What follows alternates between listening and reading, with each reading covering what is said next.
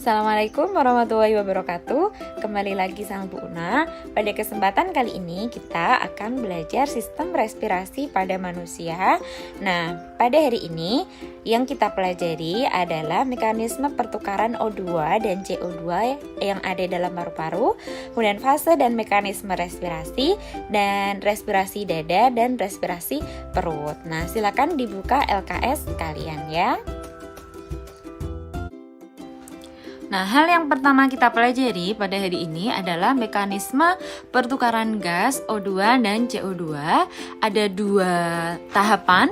Yang pertama ada respirasi eksternal dan yang kedua ada respirasi internal. Nah, dilihat ya di gambarnya, respirasi eksternal itu berarti pertukaran udara yang terjadi di dalam paru-paru atau di luar sel atau di luar jaringan.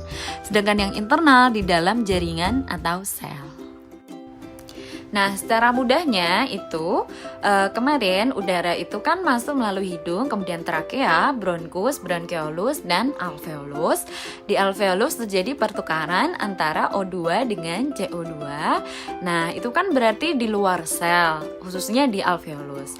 Nah, kalau yang respirasi internal terjadi di dalam sel setelah O2 berikatan dengan hemoglobin yang ada pada sel darah merah. Yang pertama ada respirasi eksternal. Respirasi eksternal ada di dalam paru-paru atau di luar sel atau jaringan ya. Ada 3 tahapan yang perlu kalian ketahui di dalam respirasi eksternal ini. Yang pertama, darah akan masuk ke dalam kapiler paru-paru yang mengangkut sebagian besar karbon dioksida sebagai ion bikarbonat atau HCO3. Nah, ini tahapan yang pertama pada respirasi eksternal. Nah, perlu kalian ketahui di respirasi eksternal ini semua terjadi di dalam alveolus ya, artinya terjadi di dalam paru-paru, belum ke jangkauan yang lebih kecil di dalam sel ya. Setelah tahapan yang pertama, yang kedua adalah karbon dioksida dan air yang tinggal sedikit dalam darah akan berdifusi keluar dengan bantuan enzim karbonat anhidrase ya. Jadi yang di dalam kapiler CO2 dan air itu akan keluar. Lanjut ke respirasi internal. Respirasi internal itu terjadi di dalam jaringan atau di dalam sel tubuh ya. Jadi setelah tadi oksigen akan berikatan dengan hemoglobin, kemudian akan masuk ke dalam sel. Ada 3 tahapan di respirasi internal. Yang pertama, berlangsung di dalam sel atau di dalam sitoplasma dan mitokondria. Coba diingat lagi, sitoplasma itu yang apa, mitokondria yang apa? Ini ada di semester 1. Oke, sitoplasma itu apa? Sitoplasma itu adalah cairan yang ada di dalam sel. Kemudian mitokondria adalah organel yang berfungsi untuk respirasi seluler ya. Kemudian langsung ke nomor 2, darah akan masuk ke dalam jaringan tubuh. Kemudian nomor 3, oksigen akan meninggalkan hemoglobin dan berdifusi masuk ke dalam jaringan tubuh. Jadi sel darah merah fungsinya untuk mengangkut aja ya Nah, berarti sel darah merah di sini adalah fungsinya untuk mengangkut atau transportasi aja ya. Jadi setelah sampai tujuan, oksigen akan diturunkan, gampangnya seperti itu. Kemudian oksigen nanti akan bergabung ke dalam mitokondria untuk respirasi seluler. Sekarang lanjut ke bahasan selanjutnya, yaitu pengangkutan CO2 di dalam darah. Ada 3 jenis cara pengangkutan CO2. Yang pertama, 60-70% diangkut dalam bentuk ion bikarbonat atau HCO3. Kemudian 25% CO2 diikat oleh hemoglobin membentuk karboksihemoglobin. Dan 6-10% diangkut plasma darah dalam bentuk senyawa asam karbonat. Untuk berbagai reaksi yang terjadi di dalam respirasi eksternal dan internal, bisa kalian buka di LKS kalian ya. Lihat halaman 7 bisa dibuka. Nah, di situ ada reaksi respirasi eksternal dan respirasi internal lengkap dengan gambar paru-paru dan beberapa kapiler yang berperan di sana. Oke, kebahasan selanjutnya ada fase respirasi. Ada 2 fase respirasi, yaitu inspirasi dan ekspirasi. Inspirasi itu adalah menghirup nafas, kalau ekspirasi mengeluarkan atau menghembuskan nafas. Coba kalian praktekkan, inspirasi dihirup dari hidung, kemudian ekspirasi dikeluarkan. Nah, itu berarti fase respirasi. Sekarang ke mekanisme respirasi, ada 2 mekanisme respirasi, yaitu respirasi dada dan respirasi perut. Ini sama-sama ada tahapan inspirasi dan ekspirasi. Bedanya kalau dada itu yang kontraksi itu antar tulang rusuk, tetapi kalau respirasi yang perut itu yang berkontraksi dan relaksasi adalah otot diafragma yang membatasi antara rongga dada dengan rongga perut. Kalau berbicara tentang kapasitas, lebih besar mana sih sebenarnya?